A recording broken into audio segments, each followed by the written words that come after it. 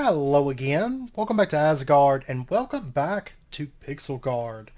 So, it hasn't been long since the last recording, so the chimney is still how it was. I'm still on the fence. Part of me doesn't like it, but I was also thinking, which I'll probably put a note on it on the last episode, so you may already know what I'm thinking, but I'm actually thinking about maybe having this, instead of it going straight up, maybe having it go up to, say, like right in there, and then arch in, so it would be like it's going into the wall and then coming up, because we have that part that sticks out, so I mean it could go into the wall, right, and then go upwards. So maybe just that little change, just to make it feel like it flows a little bit better. That might be something that I do and change up a little bit.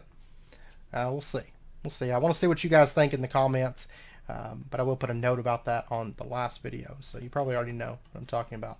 But anyways, what we're going to be doing today, let me actually jump off, because I'm literally coming right out of that last recording. Like, I've been so ready for this, but like I said, I don't want to start projects without finishing projects, right, in this series, because, I mean, that's mainly what we're doing, is building and working with our Pokemon. And so even though there's things that I want, like an enchanting table, I'm not going to set up temporary setups for those. You know, it's got to be a permanent setup or no dice, basically. So what I want to do today, the very first thing I want to do, the first thing we're going to do is decoration. And then we're going to get into breeding. Okay, so we want to make the ranch block. This actually takes flower pots, which that's why I made the extra clay bricks last episode, because I knew we were going to need that. I'm also going to need a little bit of cobblestone, a little bit of redstone. And we're going to be making 2 of these to start with. And then we're going to need 2 PCs. These were actually looted from Poke Centers, because some Poke Centers can spawn with PCs. One of those I actually did not technically break. I went in there and it was just broken laying on the floor. So I was like, okay. But then the other one I did loot from a nearby Pokemon Center, because it just saves me from having to craft it. They're not that expensive at this point. You know, we've crafted them before. But we're going to get 2 of those, and then we're going to get 2 ranch blocks. Okay, now these things are pretty fun. These things, you can use them for a lot of different stuff. We're actually going to set up our first one out here. This is going to be kind of for decor. And we're going to have it setting, say, right here should be good. And whenever you get close to it, it comes up out of the ground. If you back away, it goes back into the ground. And you can see its area of effect right there. And we'll get into the area of effect stuff a little bit later in this episode, actually. But what we're going to do, we're going to right-click this, and we're going to say Manage Pokemon. And then what we can do is we can tab through here, and we can select Pokemon out of here. And I've actually I caught a Mr. Mime, and I caught a Darumaka. It was actually before the last episode. But what we're going to do is we're going to set Pinsir, and we're going to set Venonat. Actually, I kind of don't want Venonat, because it still has that ugly texture, so I don't want him. I want, maybe my Deerling. Maybe they don't wander around. Maybe they just stay where they're at. Maybe I can push them. I was thinking they wander around. We'll find out. But anyways, we can have our Pokemon just kind of hanging out in the world. Instead of them just sitting in the box, they can kind of just hang out. Of course, it is for breeding purposes, but you can also use it for decor, and that's what I kind of want. So I just want Pokemon just hanging out. Like, oh, there's my Deerling, and there's my Pinsir. If I was to do this, though, can I not change the direction that she's facing? I'm guessing not. So maybe they're both just going to be facing in this direction. That's okay. But anyways, we have a couple of our Pokemon hanging out there. And then this cool little rancher block. And we'll put some flowers around in here. And I think it'll be kind of nice. Adds a little bit of life. And plus Pinsir you don't commonly see. And I love the sound that Deerling makes. So, yeah. We're going to go with that. And you can also use this, like, for example, like Miltanks, Mareeps. You can have them placed in the world like this, and then you can still shear them or milk them, which we'll get into that later, because we're going to make a Miltank ranch a bit later on. So we have like a little place to milk them, and then probably a Mareep ranch, so we have like infinite wool, basically. you know, you use Pokemon instead of sheep for a lot of things like that. So we'll get into that stuff later. But anyways, we kind of got some Pokemon hanging out here in the berry fields because this seems like a fitting place for them, I think. Now, if we come on down here, now we're actually going to get into breeding, and I'm super excited for this. And it's using, once again, it's using the ranch block, but we're going to be using it for its intended purpose, I guess. Well, I think that's an intended purpose, but what we're going to do is we're going to set up the ranch block, this little area right down here. It's kind of like a little valley section. I'm actually going to use this as one of our breeding areas. And so what we can do is we can place our ranch block here. And if we do manage Pokemon, I think it's this Nidoran that has the hustle. Yeah. Boosts the attack stat, but lowers the accuracy. I want to select this Nidoran female, and then pretty much any Nidoran male would work. It doesn't matter if it has hustle or not. And I don't really have any breeding items at the moment, so it doesn't really matter, I guess. So we'll just select that one. Once I pull up my calculator, I'm not really sure. So I'm going to just go with I'll just use this little Nidoran male. That'll be fine. And so those two are placed. And then if we click on here, it says Nidoran is more attracted to Nidoran female every day. Let's see. That means... Okay, that's a strength of 1. Okay. And basically your strength denotes how fast that these Pokemon are going to breed. Okay. And I'm not going to go over all of it because you're better off pulling it up on the wiki. I'll include a link down below. If you want to read more, it'll be a direct link on the wiki for stuff about breeding. But I'm going to walk you through the basics of it. Okay, basically your environment that your Pokemon are in is going to affect how likely they are to breed, how fast they breed, stuff like that. If they don't have very much satisfaction, which is going to be a satisfaction stat of below 35, that means that they're just never going to breed. They're just going to sit out there, but they don't like the environment enough to cause them to breed. Now, if you have 35 through 69, which we'll get more into the satisfaction stat here in just a second, but if you have 35 to 69, it's going to say that Pokemon A likes Pokemon B a tiny bit more every day.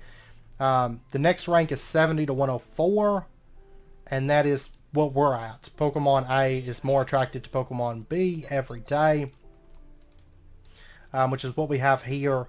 And we click over here, more attracted. And then rank 3 is 105 to 139. It says Pokemon A's love for Pokemon B grows rapidly every day. And then lastly, over 139 satisfaction rating is Pokemon A falls madly in love with Pokemon B every single day. Okay, and for example, what we're at right now, it's going to take about an hour and 15 minutes before these Pokemon breed, and that's real lifetime. If we get it to max rank, which is the madly in love every single day, it's only going to take about 37.5 minutes for our Pokemon to breed. So it's worth it to push it up to a better stat. And this is where the breeding range comes into play. You can see the little boxes there. And it actually goes up, I believe it goes up 3 blocks above the ranch block. Yeah, 3 blocks higher than the ranch block. So we go boom, boom, boom, up above it.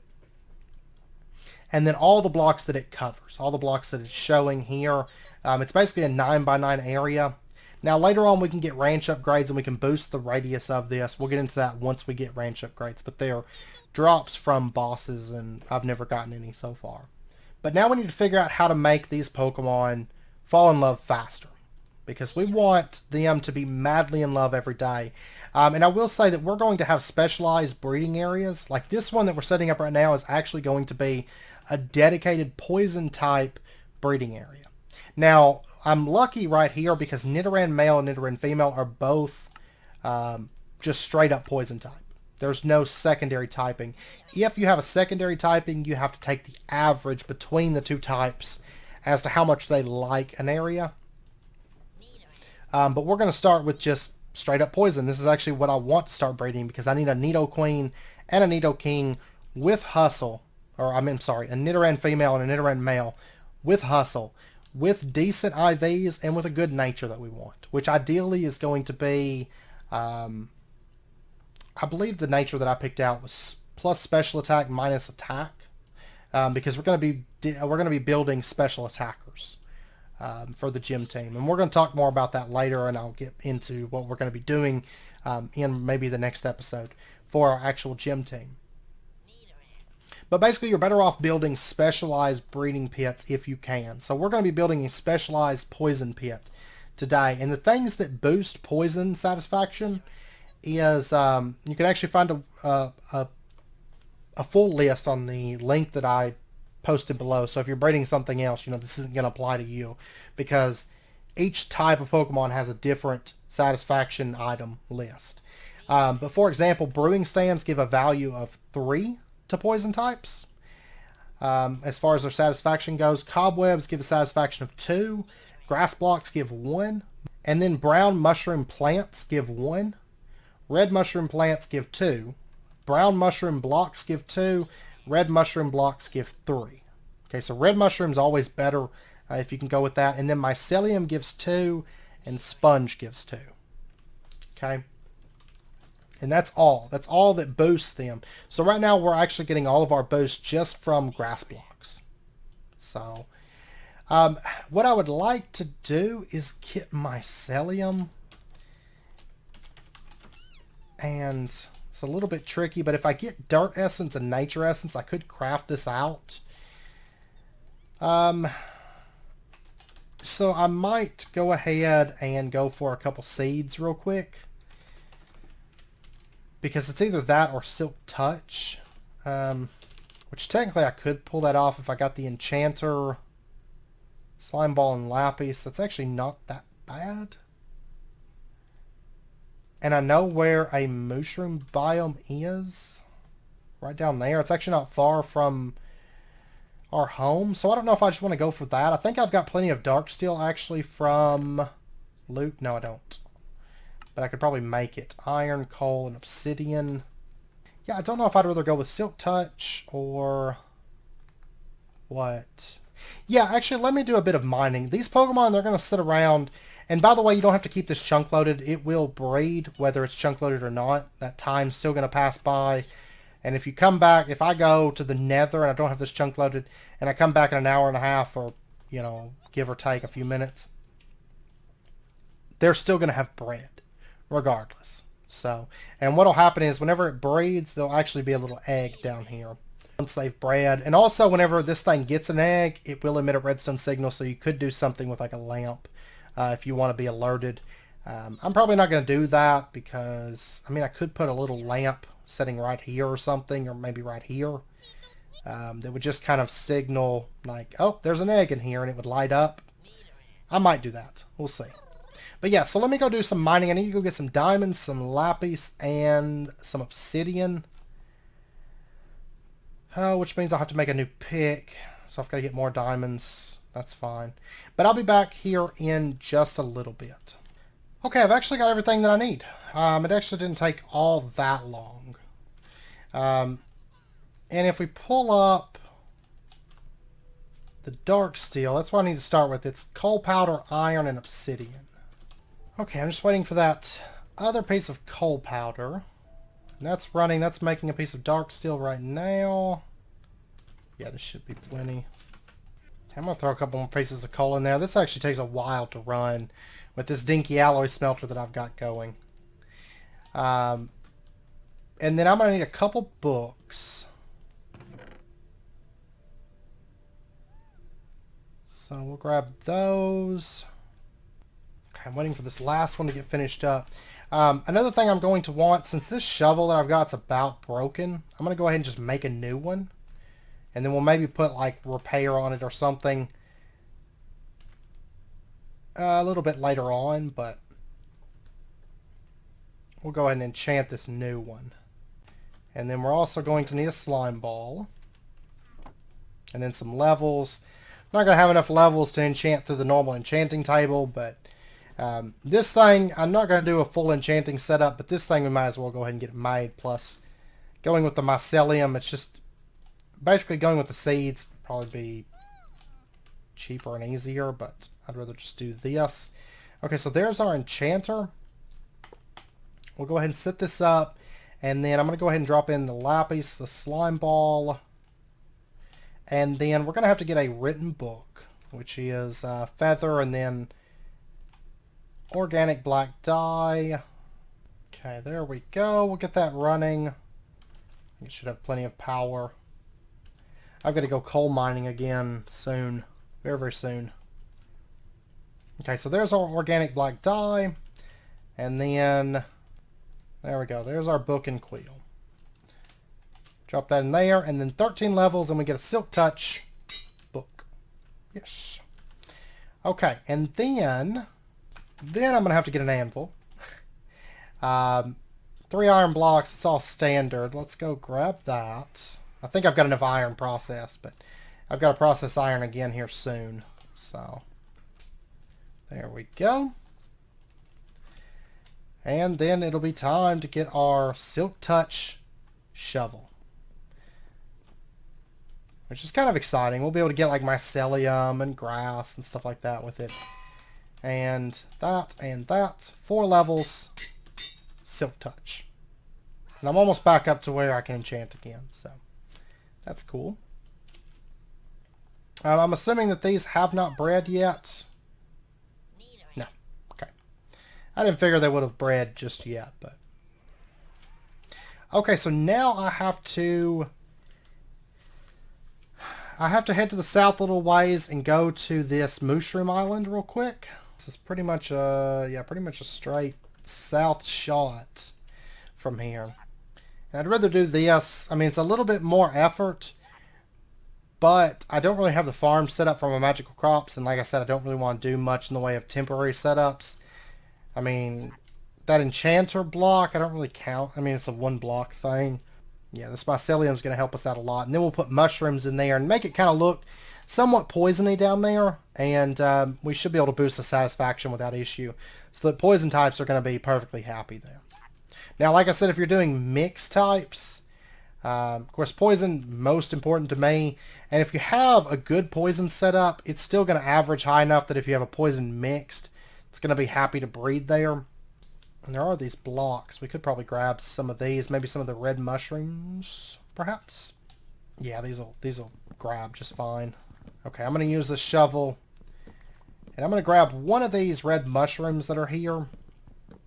And we'll put this to use in our little area, because these are, what, like 3, I think it was? Yeah, these are 3 points. They're as good as brewing stands. And brewing stands, I think, would be kind of hard to make fit into a breeding area. We might be able to fit some. But I've got some blaze rods, actually. I got them from a Macargo when I was leveling my Primplop. You know, we're kind of going for looks over just, like, getting a lot of points in an area.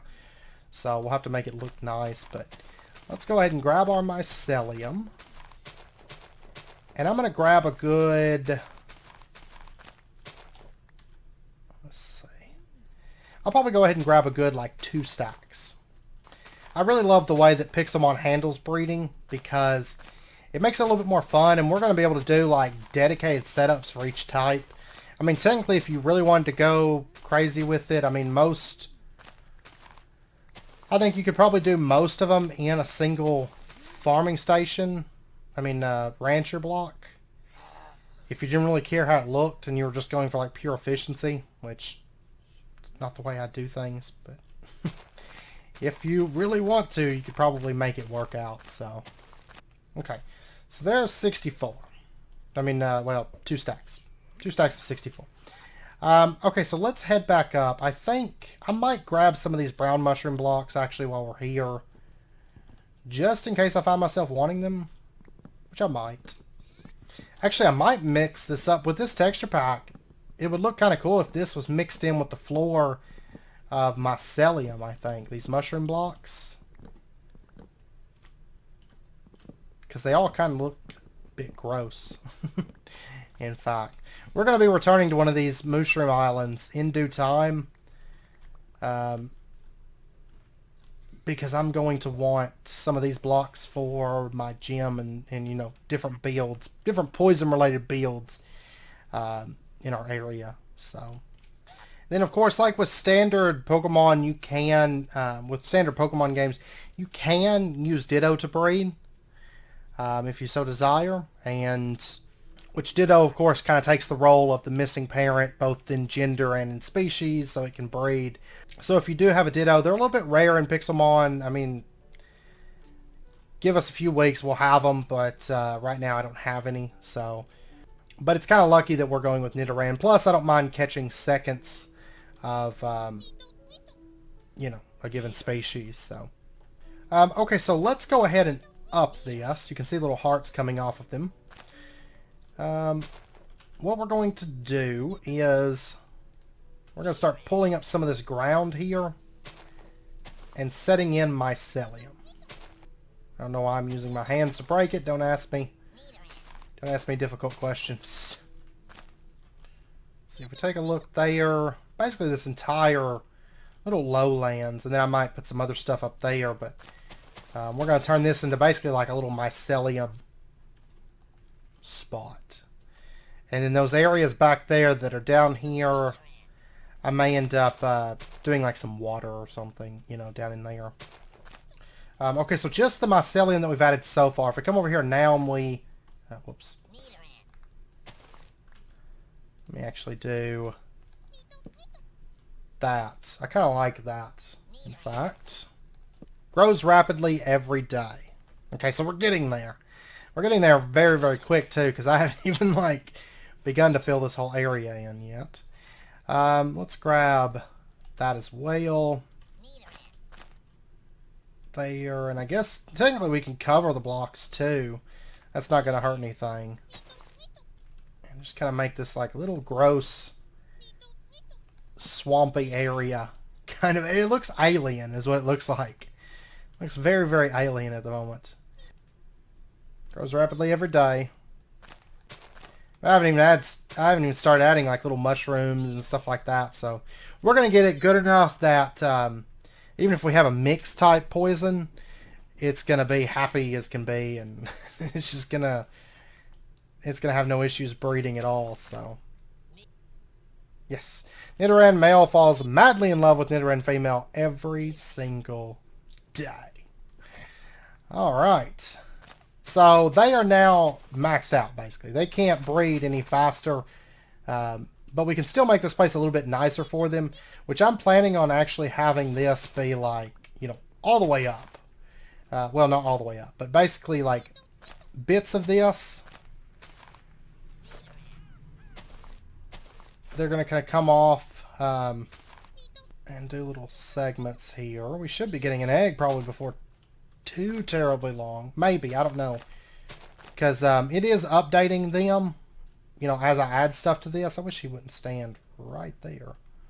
But I'm not sure how much time it knocked off for the time that we had it breeding before, though, is the only thing. So, and this thing, is that what it does? It comes out 4? Yeah, I guess it would. It would be a 9x9. So some of these out in here, it's not counting at the moment. That's fine.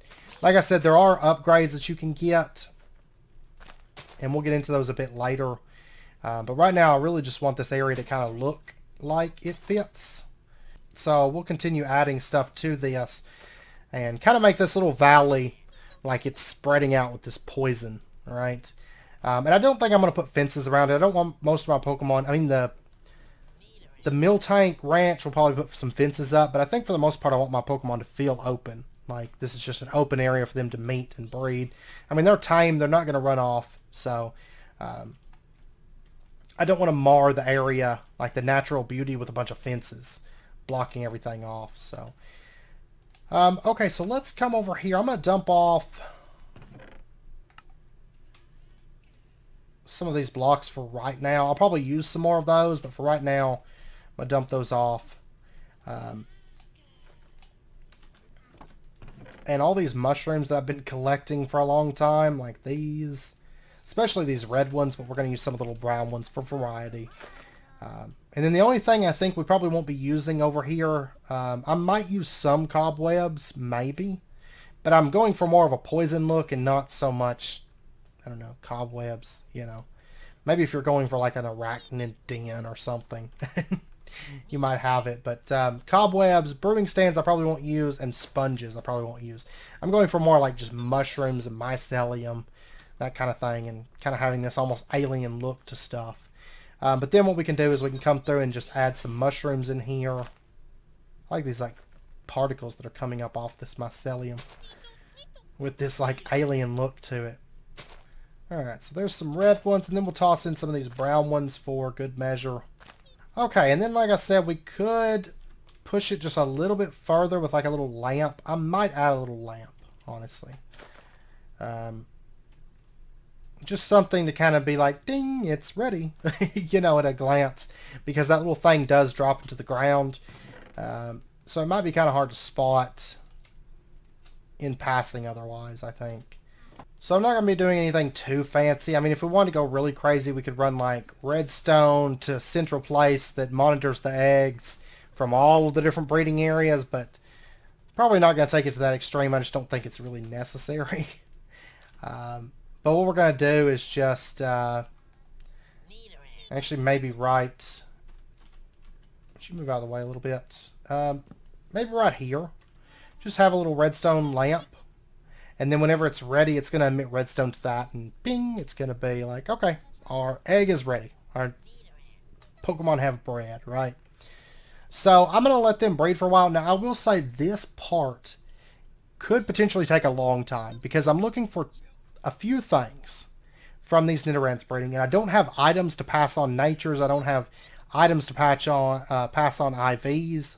And I will say the IV coverage that we're going to be doing right now is going to be very, very light. I'm not looking for max IVs. This is my gym team.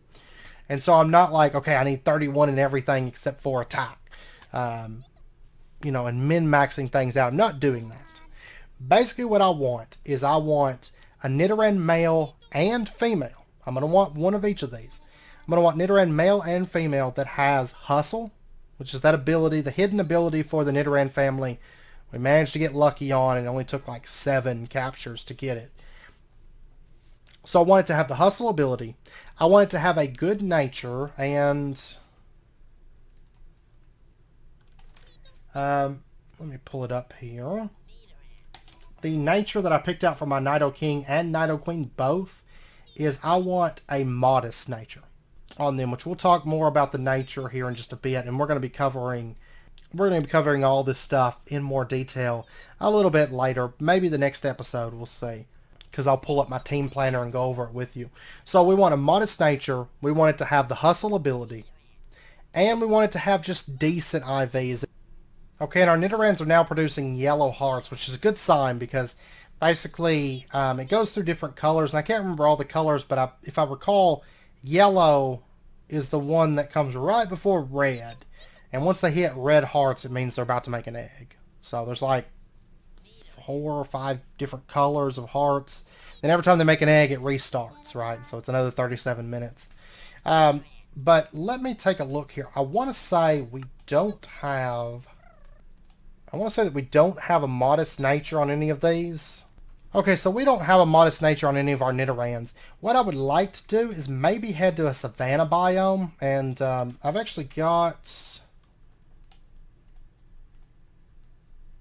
I think that's savanna, if I recall, right? I want to head to a savanna biome because we can actually obtain an Everstone if we manage to find a Blissey, and I can't remember the drop chance.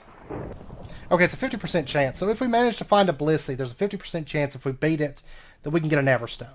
And I would really like to do that if at all possible, because getting an Everstone, also if we could get a Destiny Knot, that would be kind of nice, but since I'm not going really, really super heavy with IVs, Destiny Knot really wouldn't be all that useful to me right now, because I'm basically just looking for decent IVs. I'm not looking for really, really good IVs, you know. I'm not trying to min-max my gym team, basically.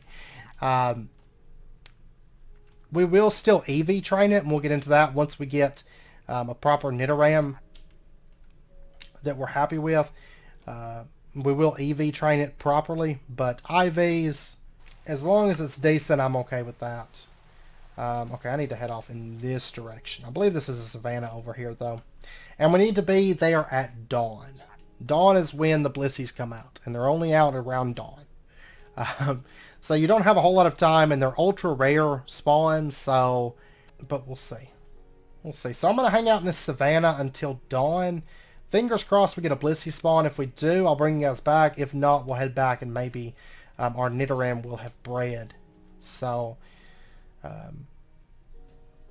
it's probably going to take a while because it's a bit of a long shot to make sure we have... Right now we have an 80% chance to get the ability that we want, which isn't too bad. But then you take that into account with... We have a 1 in, 26 chance to get the nature that we actually want, which is modest because there's a bunch of those. Oh, there's a Jolteon. And then on top of that, the chance to get decent IVs isn't too bad. I don't really care about the attack stat. I mean, honestly, if I could have it any way I wanted to, I'd have a 0 on IV attack. But that's unlikely. It's very, very unlikely. But I just want some decent IVs. As long as they're not horrendous, I'll take them for the gym team, right? So, but anyways, I'll be back if Blissey comes up or once we get an egg or something. I would really love for this to be an easy item to get, but I highly doubt that it's going to be perfectly honest. Brings me back to the good old days of WoW when you really had to farm for certain things and it was a chore in a lot of cases. By the way, I've had an idea. I actually had it the other day. I've been meaning to tell you guys about it. I think, yeah, I don't think we're going to get a Blissey. It's daytime now, so I don't guess we're going to get a Blissey. I mean, it's possible we could get lucky without the Everstone. It's just, it's hard because you're kind of shooting in the dark. I mean, right now it's not a big deal because I don't even have the nature that I want. But once we have the Everstone and we have a Nidoran with the nature, then it's really no big feat for us to, you know, to get it. I mean, we're going to be getting that nature 100% of the time. Every time we hatch an egg, it's going to have that nature. So it does make a big difference because instead of it being a 1 in 25 chance that you're going to get that nature, then it's a 1 in 1 chance. And it cuts down a lot of that breeding. But getting that initial Everstone, we really only ever need probably 1 and we would be good. So once I do manage to get one, we'll be set. So I'm looking forward to this whole breeding process. It's probably going to be a few days before I get the Nidorans that I want. Even just one of them, probably. Chances are, whenever I get one of them, it's probably going to be pretty quick to get the second one. All right, but let's go pop back over and see if our egg is done. I'm actually going to dump off one of my Pokemon real quick. Maybe the Skorupi. Oh, I did catch a Mawile while I was underground. Let me actually grab the lucky egg off of it. I'm going to dump that Skorupi into here for now. Just to free up space so whenever we do get an egg, we've got space for it to go into our inventory. We do have an egg. Yay. Oh, it actually just stays up instead of going down. So I might actually grab that out. We're going to go ahead and claim the egg so they can start breeding again. And basically to hatch the egg, it works just like in the Pokemon games where it takes a certain number of steps to hatch it. And I believe it's actually pretty much default to the Pokemon games where it takes like around the 200-ish range. 200 and... Oh, what is it? 256 or something? And we're going to have to run around with this. I actually want to check one thing. My Slugma, does it happen to have Magma Armor? Awesome. I want that, actually.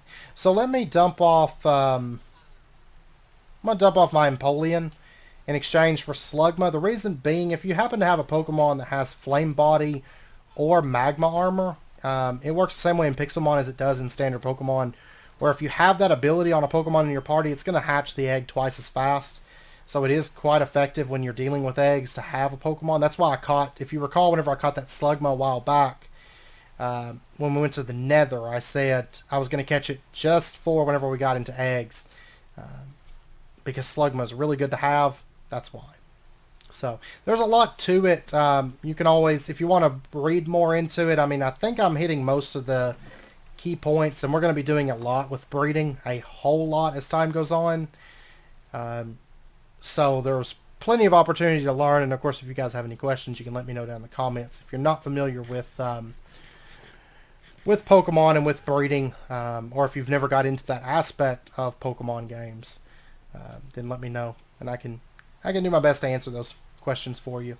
I'm actually going to grab a piece of mycelium and change out that redstone block, since it does just kind of pop up. And honestly, within Pixelmon, because normally in normal Pokemon, it just takes so many steps for your Pokemon to breed and for the eggs to hatch. So generally, you're just like shooting eggs out constantly. With Pixelmon, it's going to take a lot longer, because it's going to take about a little over half an hour per egg. And it's probably not going to take me nearly that long to hatch it, especially with magma armor. It's not going to take me very long at all if I just run around here. And I'll be honest with you, this is one of my favorite things in Pokemon is breeding. I love it so much. Like, I love doing like comp teams and battling, and I love like collecting Pokemon, and I'm kind of big on shiny hunting. I mean, I don't go like crazy with it like some people do, but I do enjoy it. But I really love just breeding Pokemon, like trying to breed good Pokemon. Deerling has a crush on Benzer, but doesn't feel comfortable in this environment. Okay. Alright. So I'm going to run around for a while. I'll bring you guys back whenever this egg hatches. Okay, we just jumped up another stage. It says it appears to move occasionally. It may be close to hatching, which is good. That means it's moved on to the next egg stage. So now we need another like 255 steps to move it to the next egg stage. And then we'll need, what? I think there's one more egg stage after that. So 255 after that. I think it's 255 is like the default. Which is what we have it set at, but I haven't checked the configs. Which the sun's setting again, so I'll probably pop over to Savannah and see if I can maybe spawn a Blissey here in a second. Once the sun sets, so I might as well head on that way. And we'll see if it bumps up another egg stage while I'm flying, because if so, that would be awesome. I'll just fly around maybe. I'm not sure if it would count faster being on ground or flying. I'm not for sure. Hey now. I found a Rowlet.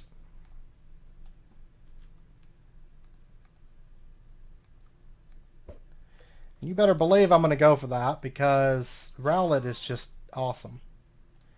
I wonder if Crunch is going to kill it. No, it survives. Cool. Alright. Rowlet is like hands down the best starter from Sun and Moon. Rowlet itself, I'm kind of meh, but I love Decidueye, basically.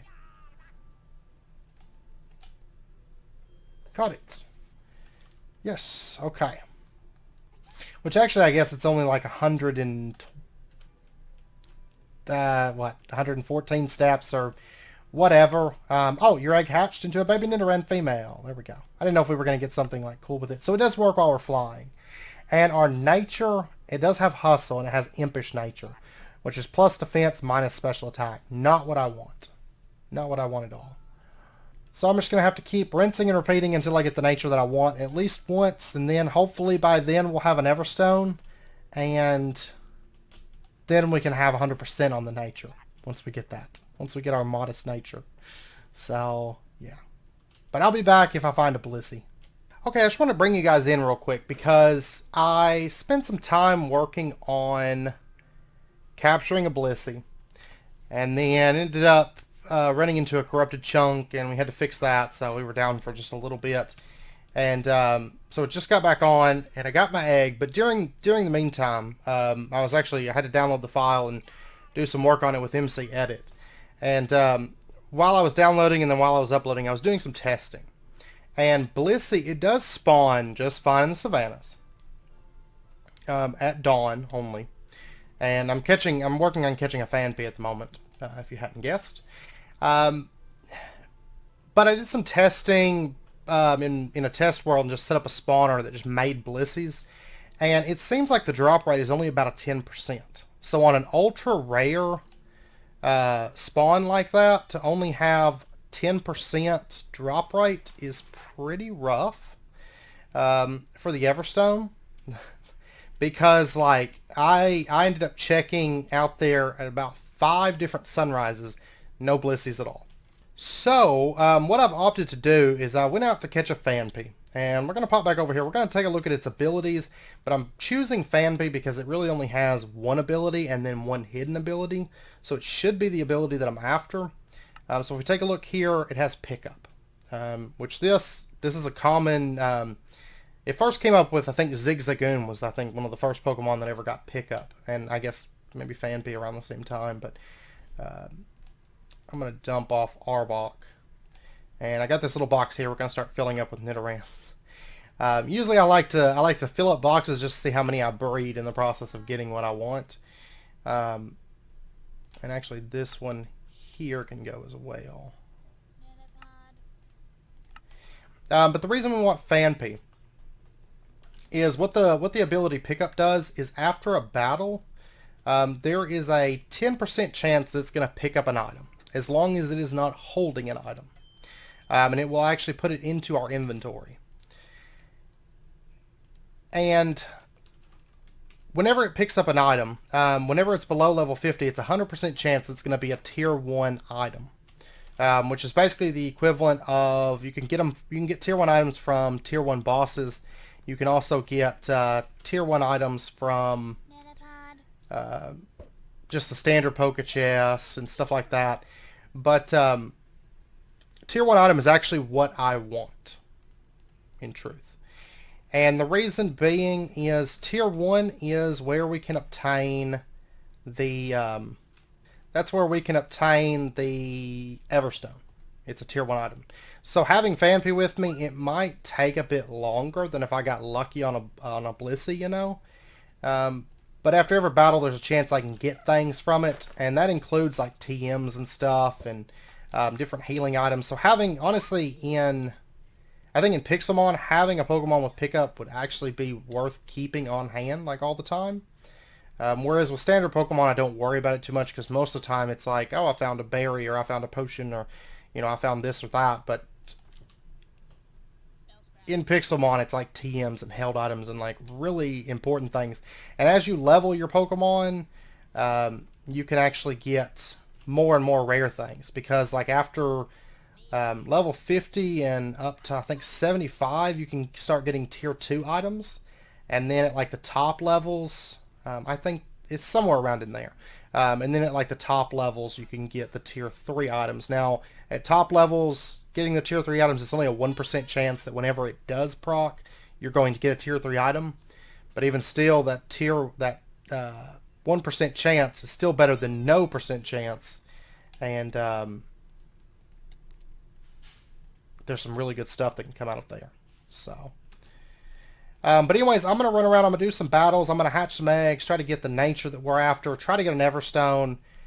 Might take a while, we'll see. But, yeah, I'll be back in time once I get what we're after, I guess. Actually, right after I stopped recording, that Caterpie gave a Super Potion after beating it. So that's the very first item that we got from the Pickup ability from our Fanpy. So, yay. And a Super Potion, I mean, that's not bad at all, so I'll take it.